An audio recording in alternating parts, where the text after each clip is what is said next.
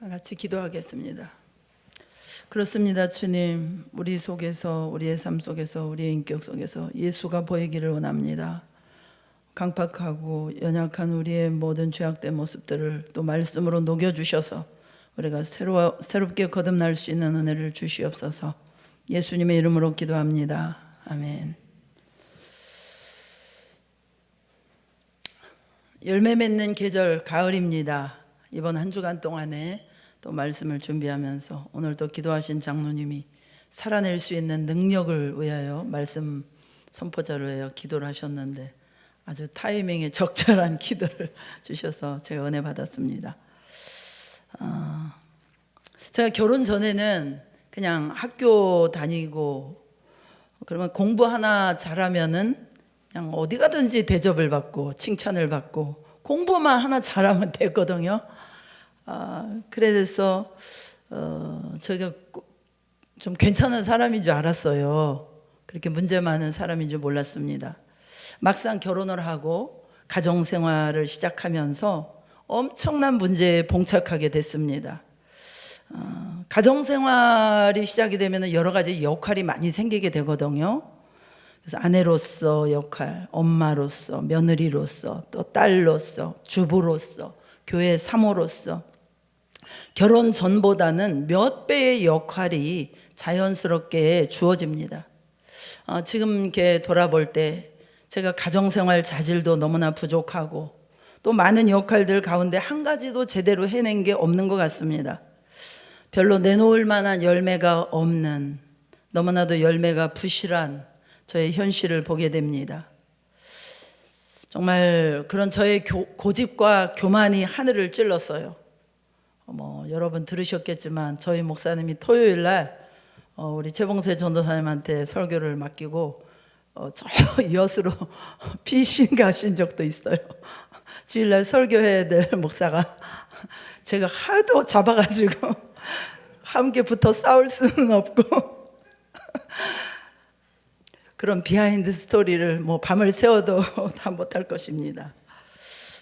세상의 명예와 욕심, 무지함, 저의 강한 자아와 이기심, 그래서 우리 남편 목사님과 자녀들 또 우리 부모님들의 마음을 제가 얼마나 아프게 했는지 아마 여러분들은 상상도 못 하실 것입니다.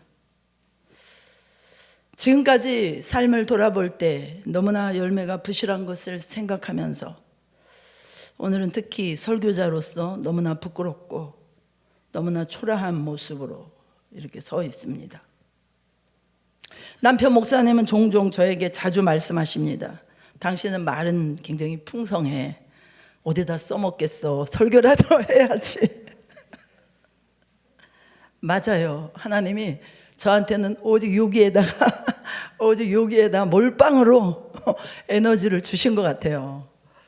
그래서 이렇게 졸다가도 우리 딸에 의하면 말씀만 말하기 시작하면은 언제 그렇게 사람이 벌떡 일어나서 힘이 생기고 참 이렇게 그래서 저는 말로만 먹고 사는 것 같습니다. 정말 안타까운 일입니다. 중국의 전통 무술은요, 기압이 굉장히 우렁차고 동작이 화려합니다. 무술을 하는 건지 춤을 추는 건지 모를 정도입니다.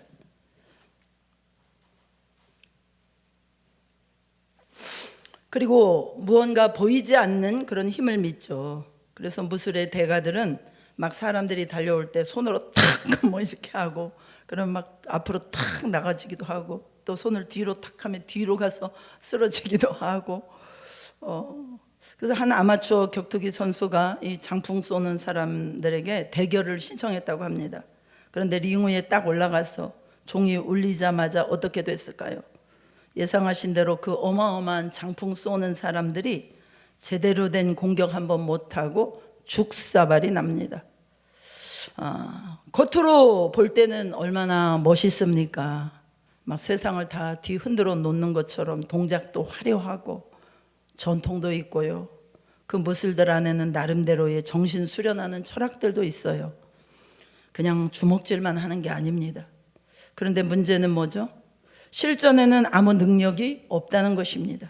정신 수양이나 체력 단련 정도, 요 정도는 되는데 실전 무술로서는 더 이상 아무 기능을 못한다는 것이죠. 여러분, 우리의 신앙을 돌아보게 됩니다. 전통도 있고 신학도 있고요, 정신도 있어요. 그러나 실전에서는 힘을 못 쓰는 우리의 신앙, 기합과 동작이 화려한 전통 무술처럼 소리는 요란하고 동작은 크지만 실제 생활에서는 능력이 없는 우리의 믿음, 우리는 지금 무엇을 믿고 있는가라는 생각을 해봅니다. 오늘 우리가 읽은 본문 20절에는 분명하게 선언합니다. 하나님 나라는 말에 있지 아니하고 무엇에 있다고요? 능력에 있다는 거예요.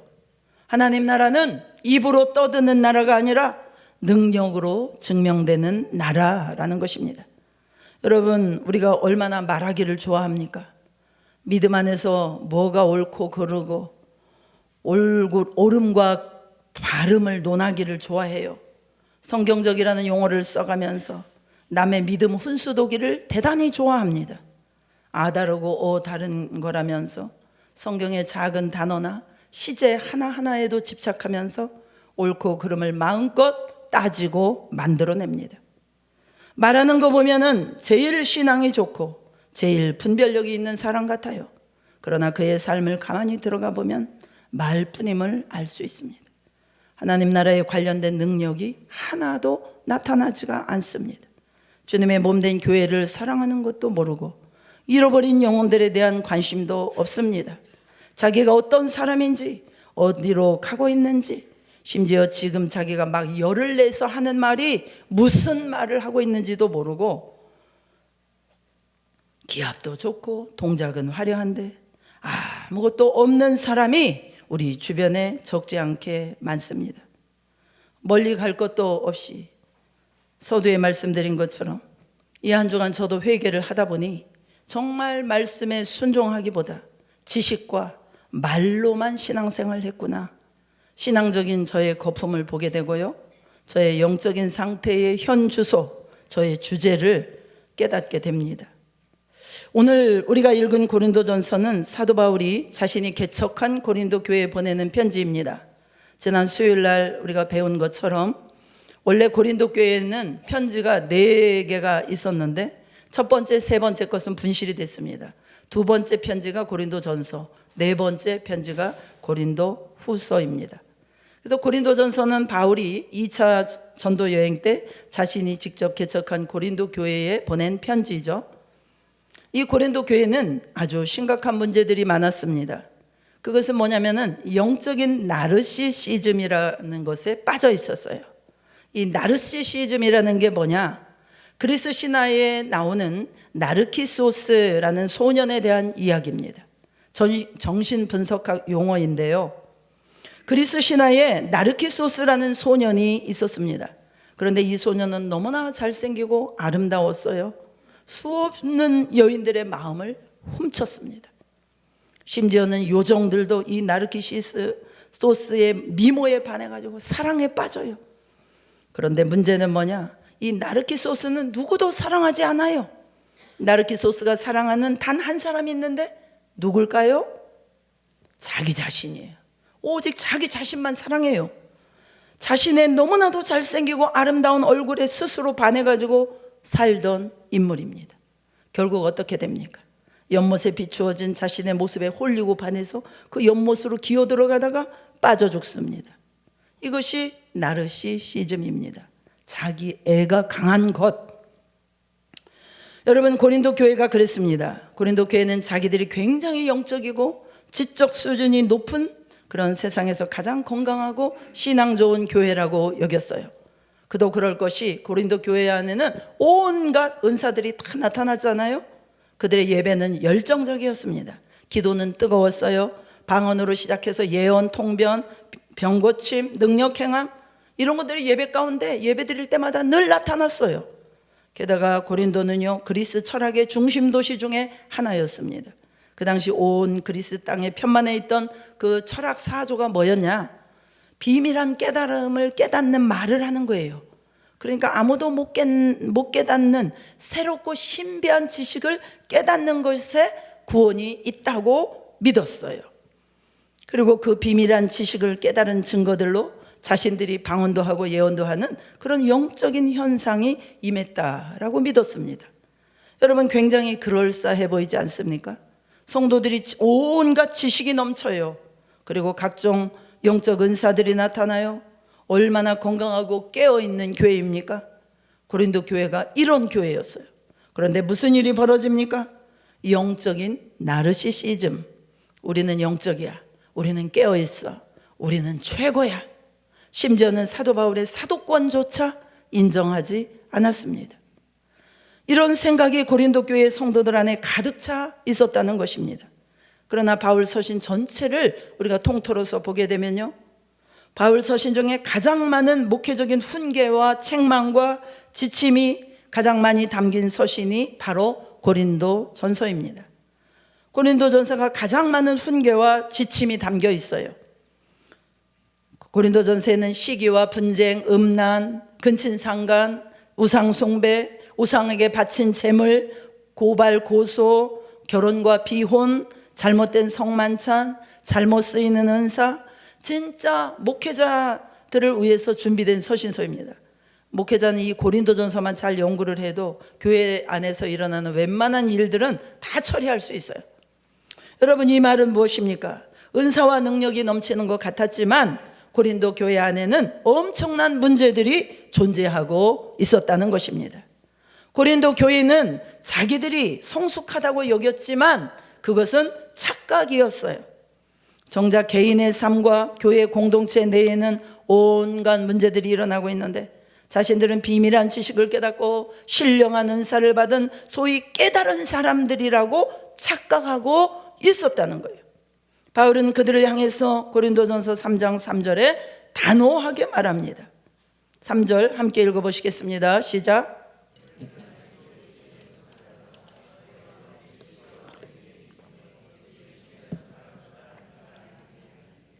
착각하지 말라 하는 거예요. 당신들 영적인 사람들 아니라는 거예요. 아직도 육신에 속한 사람이다라는 거예요. 왜요? 고린도 교회는 파벌이 있었습니다. 바울, 바볼로파, 베드로파, 그리스도파, 파가 나눠져 싸우고 있었어요. 누가 옳으냐? 우리가 누구한테 사사받았냐? 이런 걸로 영적인 우월성을 막 자랑하면서 싸웠습니다.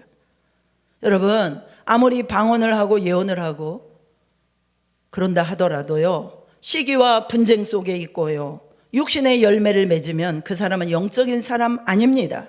영적인 어린아이들입니다. 여기서 우리가 중요한 것을 하나 캐치하게 됩니다. 바울에게 있어서 영적 성숙이란 은사나 깨달음이 아니라 공동체 가운데 나타나는 성품과 삶의 변화입니다. 뭐가 영적 성숙이라고요? 여러분들이 갑자기 하늘에서 신령한 음성을 막 듣는 겁니까? 비밀스러운 하나님의 나라를 눈으로 보는 겁니까? 병을 고치는 겁니까? 아닙니다. 영적 성숙은 어떤 은사를 받든지 상관없어요. 어떻게 나타나야 된다고요? 공동체 가운데 변화된 성품과 삶의 변화로, 공동체를 유익하게 하는 것으로 나타나야 우리가 영적으로 성숙한 사람인 줄로 믿으시기 바랍니다. 참된 믿음은 이런 것입니다. 자신의 삶을 바꿀 뿐 아니라 공동체를 유익하게 하는 믿음입니다. 혼자 자아도취에 빠져서 은사 자랑하면서 육신의 열매를 맺는 것은 성숙한 그리스도인이 아닌 것입니다. 여러분, 당시 고린도는 헬라 철학의 중심지였습니다. 헬라 철학의 가장 중심 정신이 무엇입니까? 이원론 사상이에요. 이원론이 뭐예요? 영혼과 육체는 상관이 없다. 신앙적 용어로 한다면 믿음과 삶은 상관이 없다. 내가 어떻게 살든 그냥 가슴 뜨겁게 기도하고 은사 받고 교회 봉사만 잘하면 된다. 내 삶과 믿음은 아무 상관이 없어. 이렇게 생각하는 거예요. 심지어는 내가 죄 가운데 살고 내 영혼에는 정말 죄 가운데 내가 질펀하게 뒹굴고 돌아다녀도 구원은 절대 흔들리지 않는다. 아무 영향을 못 미친다. 이렇게 생각하고 사는 것입니다. 정말 그럴까요? 이렇게 주장하는 사람들이 누굽니까? 현대에는 구원파들입니다. 해 아래 새 것이 없다고요. 이단도 새로운 게 없어요. 초대교회부터 있던 이단이 계속 꼬리를 물고 구원파까지 온 것입니다. 삶과 믿음을 이 구원파들은 완전히 분리시켜 놓는 거예요. 정말 복음서나 서신서를 우리가 읽어보면 믿음과 삶이 아무 상관이 없는지, 오직 믿음으로라는 말이 정말 행위 자체를 깡그리 무시하는 문장인지 우리가 다시 한번 살펴보아야 됩니다. 오직 구원은 예수 그리스도의 십자가와 십자가의 부활의 공로를 믿는 그 믿음으로만 가능합니다. 우리가 이것을 믿습니다. 그러나 우리가 이 사실을 믿을 때 동시에 영적 현상 하나가 일어나는데 무엇이 일어납니까? 회개가 일어납니다. 회개는 내가 지은 몇 가지 죄를 고백하는 게 아니라 하나님 없이 살던 내 삶의 내가 주인되어 살았던 이런 삶 전체에 대해서 총체적인 변화가 일어나는 것이 회개입니다. 그 회개를 통과하면 우리의 삶은 전인적으로 우리 삶의 모든 영역 속에서 하나님의 말씀을 최고의 가치로 여기면서 그 말씀의 원리를 따라서 하나님의 방법으로 살아가는 인생의 방향이 달라지는 것입니다. 그래서 우리가 하나님께 돌이켰는데 살던 그대로 살 수 있습니까? 이거는 불가능한 일이에요. 지금 제가 행위로 구원을 얻는다는 얘기가 아니지요. 구원은 오직 예수 그리스도를 믿는 믿음으로 얻습니다. 그러나 그 예수 그리스도를 통해 얻는 믿음은 반드시 변화된 삶을 동반합니다. 믿음의 결과는 하나님께로 돌아서는 것이기 때문입니다. 변화가 빠르든지 더디든지 믿는 자의 삶 안에서는 반드시 그런 연속적인 삶의 변화가 확실하게 있는 줄로 믿으시기 바랍니다. 연속적인 변화가 있어요. 속도와 상관없이. 저는 목회 현장에 있습니다만 언젠가 은퇴를 하겠죠. 그러나 주님을 따르는 삶의 은퇴란 있을 수 없습니다. 죽는 그 순간까지 예수님의 형상을 닮아가야 되는 것입니다. 끝으로 갈수록 지난주도 말씀드렸지만 겉사람은 후패하나 우리 안에 있는 속사람은 나이와 상관없이 날로 주님 앞에 서는 그날이 가까울수록 더욱 아름답게 변화되는 줄로 믿으시기 바랍니다.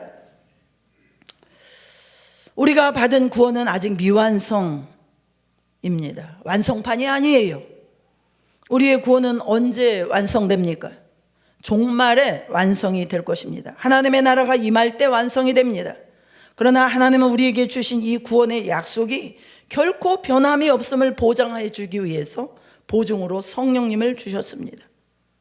여러 천사들 몇 명 준 게 아니에요. 당신의 영을 우리 안에 보증으로 주신 것입니다. 이 약속은 변치 않아. 반드시 이루어질 거야. 성령님이 우리의 구원의 증표라는 거예요. 할렐루야.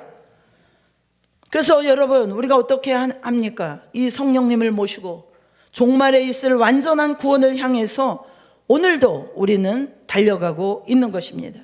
우리가 미흡한 구원을 받았기 때문이 아니에요. 우리는 완전한 구원을 받았습니다. 그런데 뭘로 받았어요? 약속으로 받은 줄로 믿습니다. 그래서 오늘도 우리는 완성된 구원을 약속으로 받아서 아직 미완성된 이 시간 속에서 구원을 이루면서 살아가고 있는 것입니다. 그러니까 여러분, 우리 육체는 아직 구원을 못 받았잖아요. 아직 우리는 몸을 입고 있기 때문에 죄와 세상의 무서운 공격을 여전히 받고 있습니다. 그러나 우리 영이 거듭나서 성령을 모시고 있기 때문에 이제는 육신을 쳐서 복종시키며 죄와 사망의 권세를 떠나서 완전한 약속의 성취를 위해서 오늘도 가고 있는 것입니다. 언제까지 갑니까? 주님 앞에 설 때까지.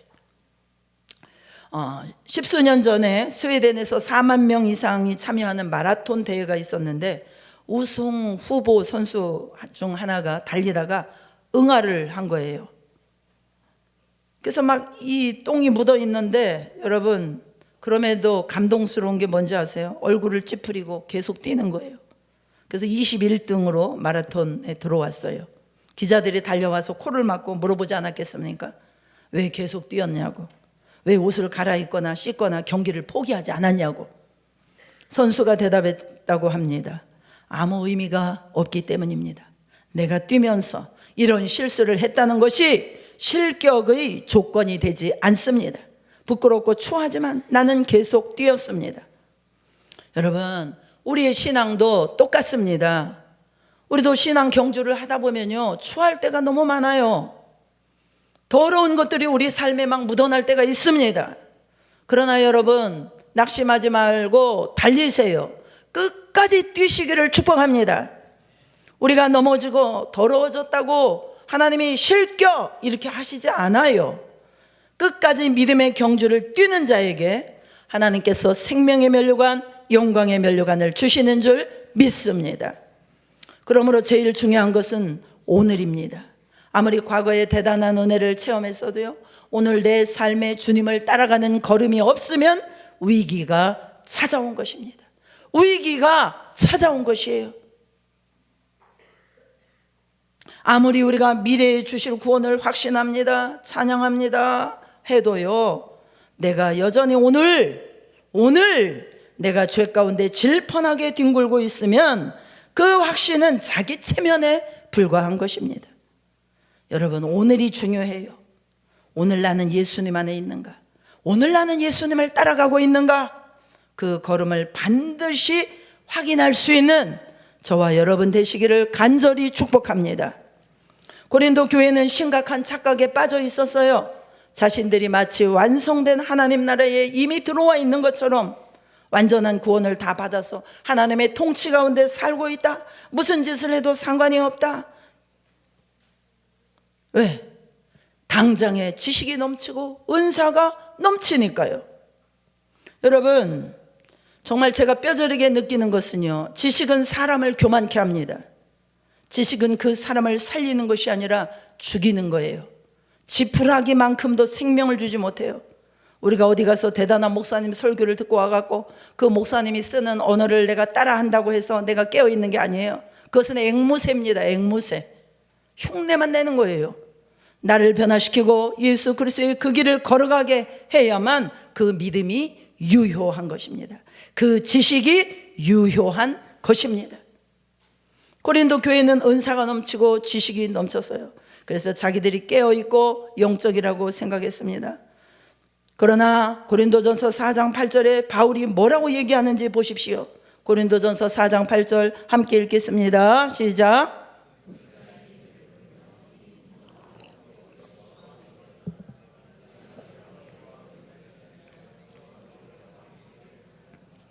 사울이 비꼬는 거예요. 너희 배부르지?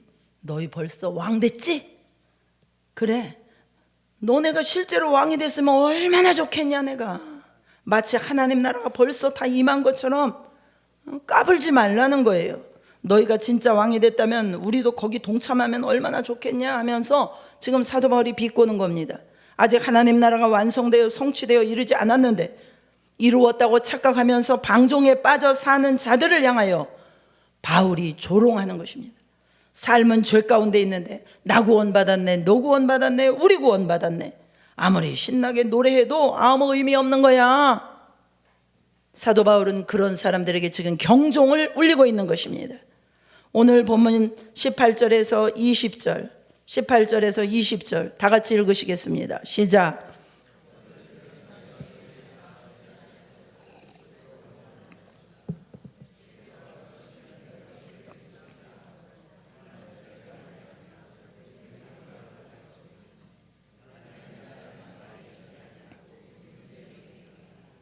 바울은 고린도에 못 온다 사람들은 생각하면서 자만에 빠져 있었어요.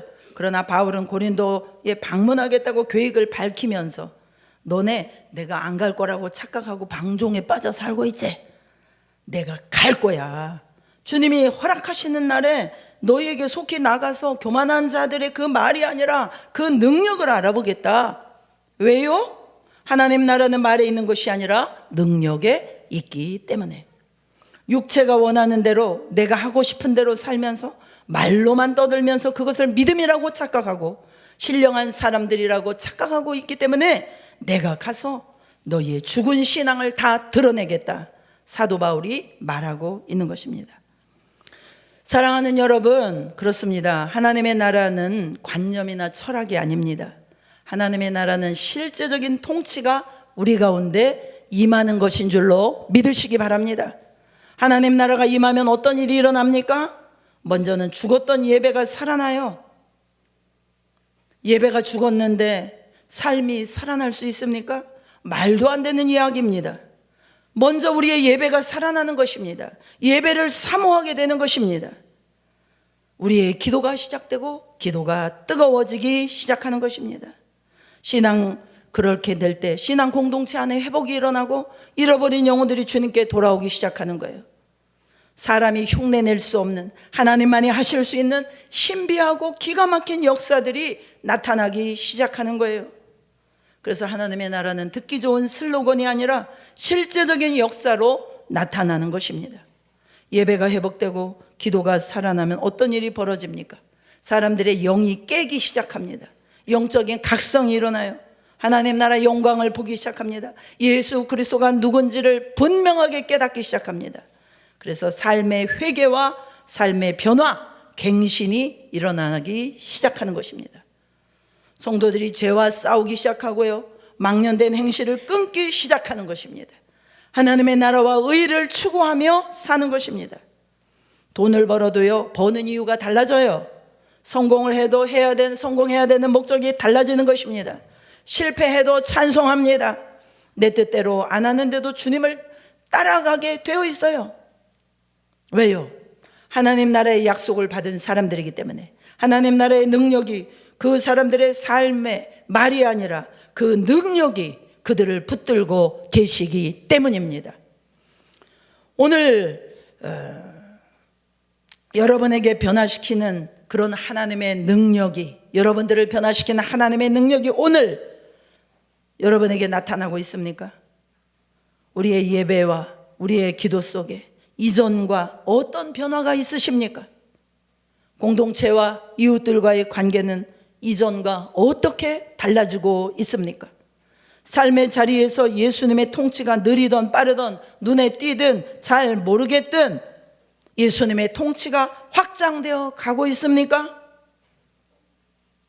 아니면 여전히 내가 왕되어서 내가 하고 싶은 대로 결정하고 사십니까?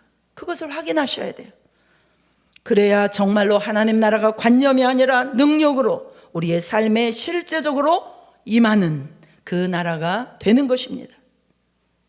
주님께서 회개하라 천국이 가까웠느니라 말씀하셨어요.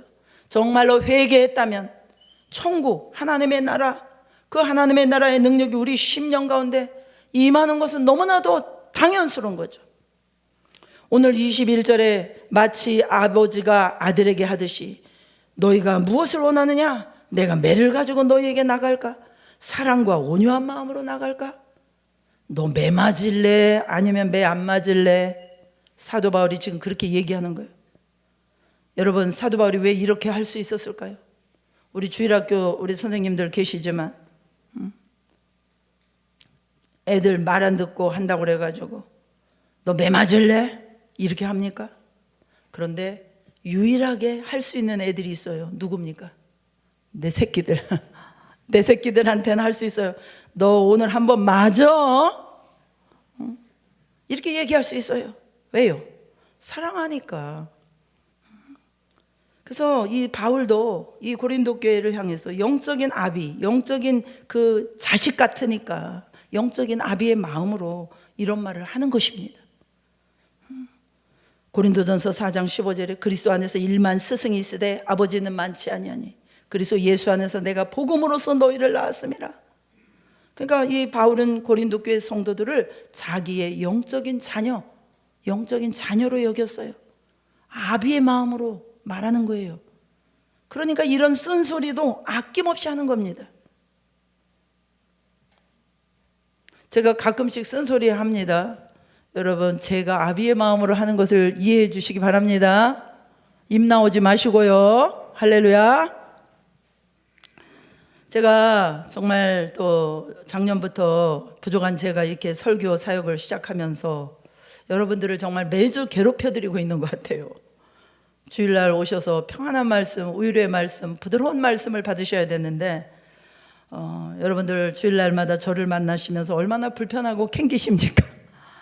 가끔은 정말 괴로워가지고 잠도 안 오실 거라고 생각이 됩니다. 여러분, 그러나 그게 사는 길이에요. 제가 여러분을 사랑하기 때문이에요. 할렐루야. 후회할 것이 없는, 구원에 이르는, 회개를 이루는 길이 다른 것이 없습니다. 고린도 후서 7장 9절로 11절에 보면요, 시간 관계상 읽지 못하겠는데요, 바울이 굉장히 괴로웠어요. 근심을 한대요. 하나님의 뜻대로 하는 근심이 바울 속에 있었대요. 하나님의 뜻대로 하는 근심.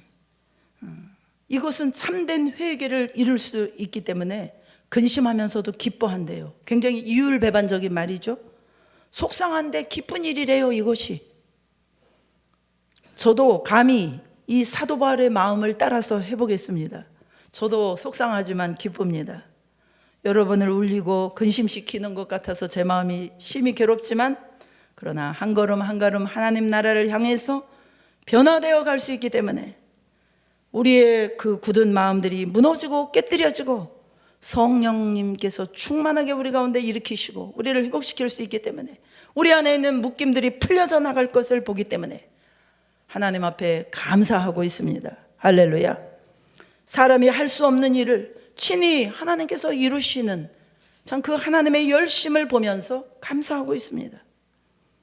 하나님의 나라는요, 먼저 구하지 않으면 경험할 수 없어요. 할 거 다 하고 땅에 있는 거 다 가진 다음에, 그 다음에 여유 있을 때 하나님 나라를 구한다? 그렇게 할 수 없어요. 예수님 뭐라고 말씀하셨습니까? 무엇을 먹을까 입을까 염려하지 말고, 이방 사람들이 그거 구하는 거야. 너희는 하늘아버지께서 다 아셔. 그러므로 너희는 먼저 그의 나라와 의를 구하라.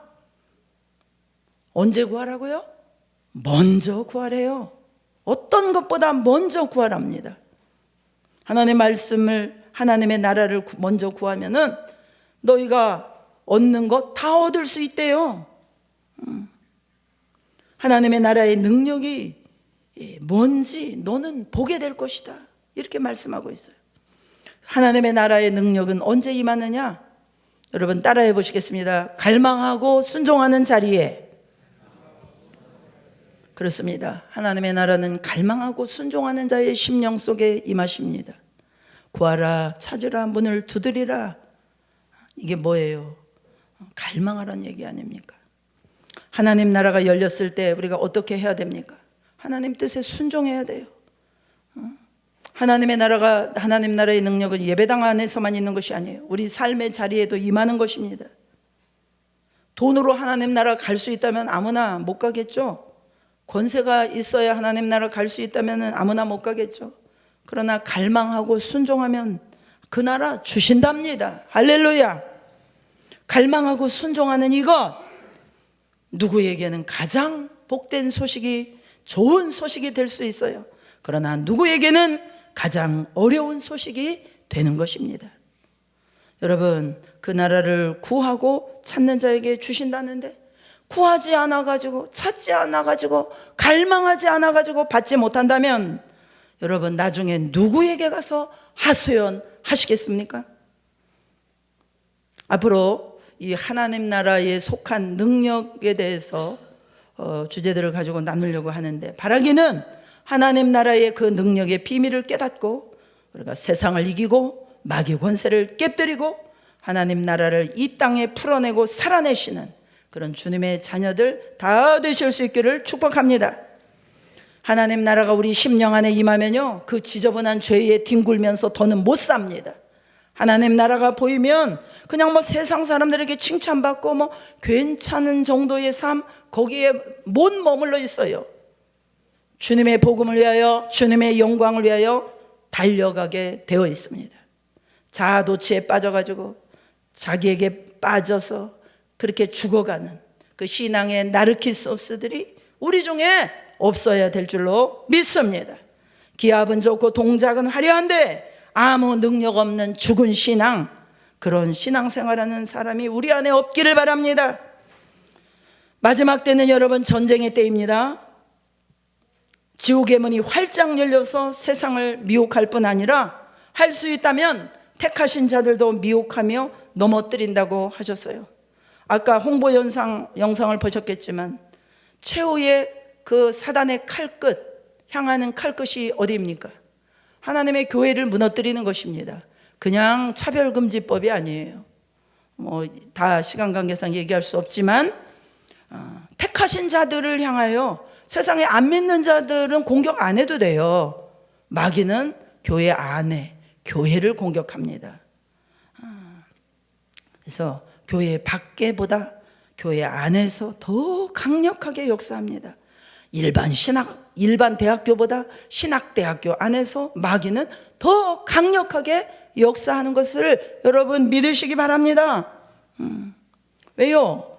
거기가 샘 근원이잖아요. 거기를 더럽혀 놓으면 다 더러워지는 거 아닙니까? 거기서 배출되는 종들의 입에서 나가는 말씀이 성도들을 죽이기도 하고 살리기도 합니다. 마귀는 바보가 아니에요. 여러분, 그렇죠? 김정은이가 미사일을 떨어뜨리면은 저 호남평야, 저 제주도 마라도 앞바다에 떨어뜨리겠습니까? 어디를 공격하겠어요? 국가 주요 시설에 떨어뜨릴 거 아닙니까? 그래서 교회를 공격하고 신학교를 공격하고 목사들을 공격하고 성도들을 공격하고 깨어있는 성도들을 더 공격하고 기도하는 성도들 더 공격하는 것입니다. 그러므로 우리가 정신 차려야 될 때인 줄로 믿습니다. 그래서 마귀의 총 공격이 지금 이루어지고 있습니다. 저도 목숨을 걸고 깨어 있겠습니다. 성도들을 지키고 제 영혼을 지키기 위해서, 그리고 최선을 다해서 여러분에게 진리를 전하겠어요. 여러분, 사람의 우위로 몇 마디는 잠깐 가슴 따뜻하게 하고 끝나지만 진리는 살아서 제가 이 강단을 떠나더라도 그 말씀은 여러분의 삶을 지탱하고 붙들어 줄 줄로 믿습니다. 그러므로 저는 오늘도 두렵고 떨림으로 진리를 전할 것입니다. 강단에 서 있는 제가 진리를 전하지 않는다면 저는 두려워해야 합니다. 하나님 앞에서 저는 심판을 받을 것이기 때문입니다. 사랑하는 성도 여러분, 제가 진리를 전한다면 여러분도 두려워하셔야 돼요. 그래야 삽니다. 그래야 그 진리가 우리 안에 흔들리는 틈바구니로 들어가서 우리 삶에 역사하는 것입니다.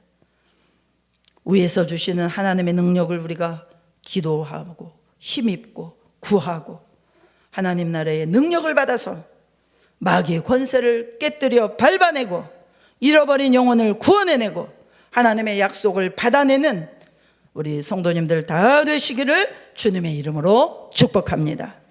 우리 기도하며 나가겠습니다. 그렇습니다. 말이 아니라 하나님의 나라는 능력, 관념과 이론이 아니라 우리의 실제적으로 우리 안에 우리의 삶 가운데서 역사하시는, 통치하시는 능력, 우리가 그 능력으로 덧입기를 원합니다.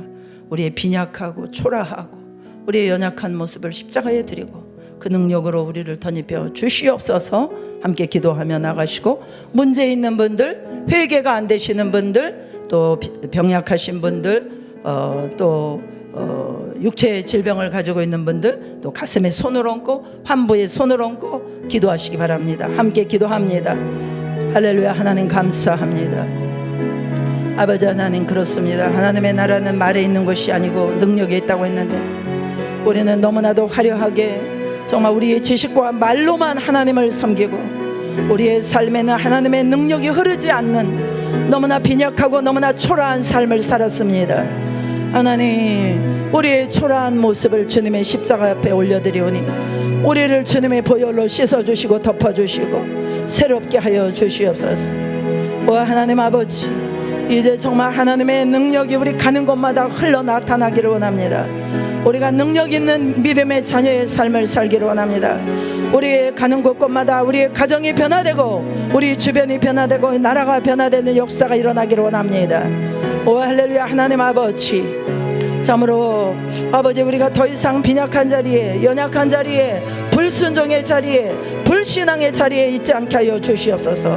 하나님 아버지, 오늘 우리를 위해서 죽기까지 복종하신 그 순종의 능력을 가지고 그 예수 그리스도를 갈망하며 하나님 앞에 나가며 아버지 하나님의 성령의 능력을 구합니다. 성령 하나님, 이 시간에 우리 가운데 임재하여 주시고 아버지 우리의 묶임을 풀어주시고 우리의 질병을 치료하여 주시고 우리의 정신적인 모든 묶임을 풀어주셔서 하나님 아버지 영적인 묶임을 풀어주셔서 하나님 성령의 빛이 우리의 심령 가운데 비춰지게 하시고 그래서 우리의 속에 회개가 일어나며 영적으로 각성이 일어나게 하여 주시고 하나님 우리의 영혼이 깨어나는 역사가 일어나게 하여 주시옵소서. 나사렛 예수 그리스도의 이름으로 명하노니 회개가 안 되고 또 여러 가지 혼미케 하며 말씀을 가로막고 말씀을 듣지 못하게 하는 악한 영, 이 시간에 묶임을 받고 말씀을 방해하는 모든 악한 영들은 방해를 그칠지어다. 방해를 그칠지어다. 말씀을 가로막는 이 교만한 악한 영 떠나갈지어다. 교만의 영 떠나갈지어다. 할렐루야. 역사하여 주시옵소서. 오 할렐루야. 하나님 아버지, 정신적인 그런 우울증과 여러 가지 묶임들 나사렛 예수 그리스도의 이름으로 명령하노니 모든 묶임은 끊어져 버리고 파쇄될지어다. 모든 묶임은 끊어져 버리고 파쇄될지어다.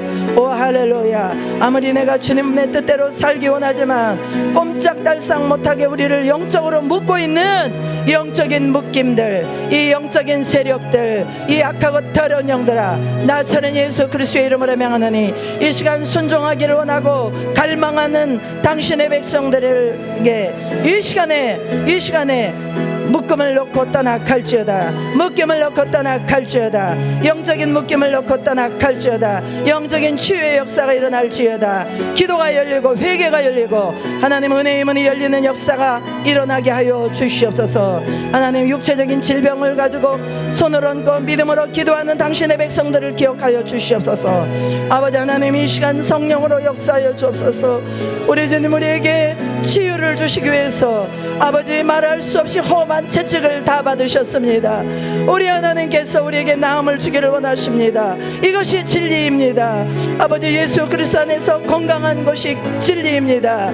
아버지 사랑하는 자녀들에게 육체의 질병을 일으키고 육체의 연약함을 통해서 하나님께 나가지 못하게 결박하고 있는 이 육신의 모든 질병을 일으키는 악한 영들은 나사렛 예수 그리스도의 이름으로 명하노니 떠나갈지어다. 예수의 이름으로 명하노니 모든 질병 떠나갈지어다. 뇌의 질환들 떠나갈지어다. 심혈관 질환들 떠나갈지어다. 척추 질환들 떠나갈지어다. 심폐기관들 기관에 모든 장기를 잡고 있는 악한 영들은 떠나갈지어다. 할렐루야. 역사하여 주시옵소서. 오 할렐루야. 역사하여 주옵소서. 이 시간에 성령으로 기름 부어 주시옵소서. 하나님 아버지, 또 정말 우리의 사랑하는 부모님들 위하여 기도합니다. 우리의 눈물의 간구를 들어주시고 하나님 그들의 영혼을 주님께서 붙들어 주시옵시고 회개의 영을 부어주옵소서. 거룩한 영을 부어주옵소서. 죄인임을 깨닫게 하여 주시고 믿음을 선물로 받게 하여 주시옵소서. 하나님께 돌이키는 역사가 이 시간에 일어나게 하여 주시옵소서. 하나님 아버지, 공동체를 위한 기도합니다. 하나님 후임 목회자를 보내주시고 또 기관의 사역자들을 허락하여 주시며 하나님 아버지 정말로 충성된 일꾼들을 교회 가운데 허락하여 주시고 교회가 기도 가운데 깨어있으며 하나 되게 하여 주시옵시고 하나님 아버지, 그래서 하나님이여 죽은 영혼들 살리는 교회가 될 수 있도록 하나님 축복하시고 또 나라의 대통령과 의정자들이 정말 하나님을 두려워하며 아버지의 공의와 정의를 행할 수 있는 나라가 되게 하시고 아버지 열방에 나가 있는 선교사님들의 안전과 신변을 지켜주시며 하나님의 성령으로 기름 부어주셔서 하나님 그들이 땅끝까지 하나님의 복음을 증거할 때 복음의 열매 맺고 영혼들이 주께 돌아오는 역사들이 일어날 수 있도록 하나님 은혜 베풀어 주시옵소서. 하나님, 그렇습니다. 우리가 너무나도 초라하고 연약하고 무기력한 그런 삶을 살았습니다. 이 시간 내에 주님의 십자가 앞에 올려드리고 정말로 하나님의 나라를 사모하는 자에게 부어주시는 그런 하나님 나라의 능력이 이제는 우리를 사로잡고 우리를 붙드시고 우리 가는 곳마다 예수님의 능력을 나타내는 그 통로가 될 수 있도록 축복하여 주시옵소서. 특별히 교회 가운데 병약하신 분들, 또 하나님 아버지 여러 가지 영적으로 정신적인 묶임 가운데 있는 자들이 이제 예수 그리스도의 십자가의 능력을 의지하고 바라봄으로 말미암아 하나님 아버지, 그 모든 묶임이 풀어지고 자유케 될 수 있도록 축복하여 주시옵소서. 예수님의 이름으로 기도하옵나이다. 아멘.